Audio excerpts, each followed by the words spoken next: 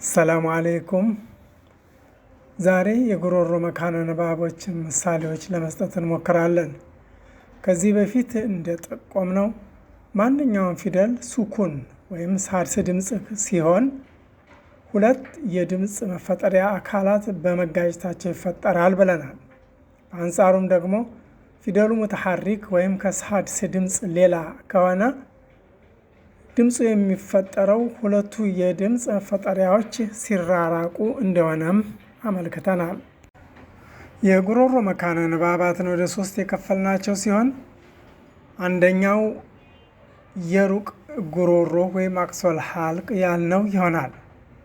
በዚህ መካነ ንባባት ሀ ወይም ሀ እና አ ወይም ሀምዝ የተሰኙት ፊደሎች ይወጣሉ።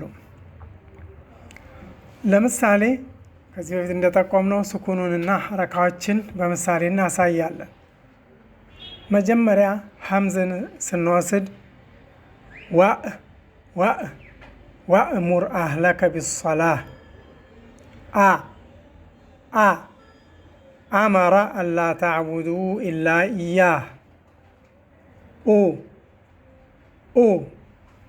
ወኡዙ ፊ ሰቢሊ ኢነ ዲነ ዐንደ ላሂ ልእስላም የሚሉት ምሳሌዎች እናገኛለን። ሁለተኛ ደግሞ ሀን ብንወስድ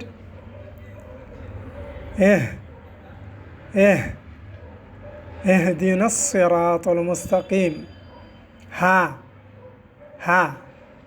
ሃዛ ሲራጡን ሙስተቂም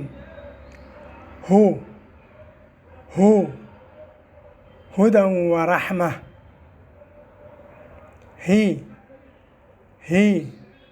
ወላ ተሂኑ ወላ ተሕዘኑ ሆነው እናገኛቸዋለን። ሁለተኛው መካከለኛ ወይም መሃል ጉሮሮ ወሰጠል ሐልቅ ያልነው ሲሆን የእሱ ምሳሌዎች ደግሞ ዋዕደላሂ ሐቃ። በዚህ መካነ ንባብ የሚወጡት አና ሐ መሆናቸውን መጀመሪያ መጠቆም አለብን። አን ስንወስድ ታዲያ ዋዕደላሂ ሐቃ ዓሊሙን በሲር ዑሊምና መንጢቀ ጠይር ወዕንደ ላሂ መክሩሁም። ሀን ስንወስድ ደግሞ ሐ ይሆናል። ዋሕተመለ ሰይሉ ዘበዳ ሐሚዱን መጂድ ሑሚሉ ተውራህ ወሒለ በይነሁም ልመውጅ የሚሉትን ምሳሌዎች እናገኛለን። ሶስተኛውና የመጨረሻው አድነል ሐልቅ ወይም ቅርብ ጉሮሮ ያልነው ሲሆን በሱም እና ኸ ይወጣሉ። አሁንም ምሳሌዎችን በስኩንና በሐረካው ስናቀርብ ወግፊር ለና ዙኑበና ገፉሩን ሐሊም ጉዱወሃ ሸህር ጊልማኑን ለሁም የሚሉት ምሳሌዎች እናገኛለን። ኻን ብንወስድ ደግሞ ፈአኽረጀ ለሁም ዒጅለን ጀሰዳ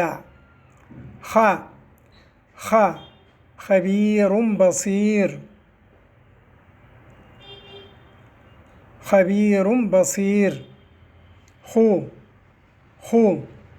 ኢነ ልኢንሳነ ለፊ ኹስር